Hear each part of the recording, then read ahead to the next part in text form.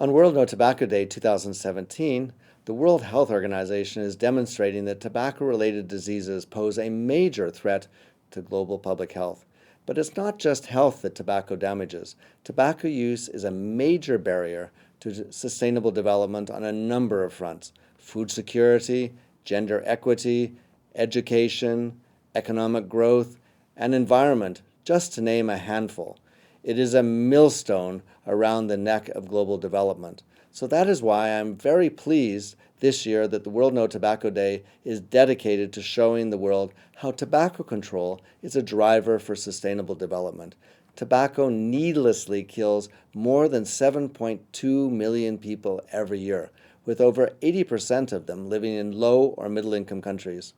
These countries bear almost 40% of the global economic costs of smoking, from health expenditures and lost productivity, estimated at over US $1.4 trillion, a truly staggering figure. The 2030 Agenda for Sustainable Development calls for an increased effort to implement the WHO Framework Convention on Tobacco Control. Doing so will play a major part in meeting the Sustainable Development Goal target of reducing by 1/3 by 2030 premature deaths from non-communicable diseases. In other words, cardiovascular and lung diseases, cancer and diabetes, the leading causes of death in the world. This landmark treaty provides countries with clear, legally binding measures that strive to make societies healthier and more sustainable. In line with the WHO Framework Convention on Tobacco Control, WHO's Empower measures support countries to reduce demand for tobacco using methods that are practical, low cost, and high impact. These commitments can be the difference between victory and defeat in our mission to achieve the Sustainable Development Goals. We need to make sure that countries know this powerful tool exists and how to use it. Increasing tobacco tax and prices is one of the most effective yet least utilized control measures that countries can use. The Sustainable Development Goals and the Addis Ababa Action Agenda for Financing Development both recognize the strong return on investment that increasing tobacco taxation offers. Tobacco taxation is a unique tool for reducing non-communicable diseases, deaths, and generating revenues for governments to support universal health care. Many countries have taken steps to increase their taxation on tobacco products.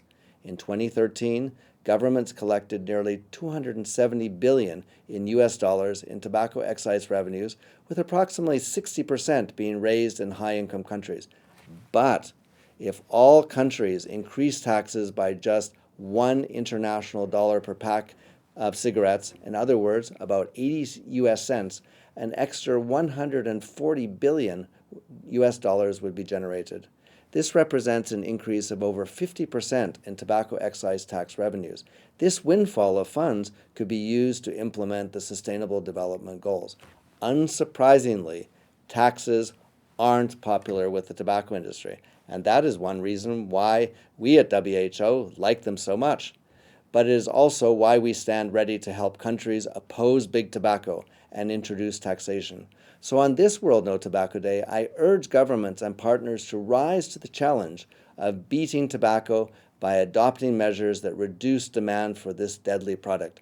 This will in turn reduce tobacco use and promote a healthier, more sustainable world. Happy World No Tobacco Day to all.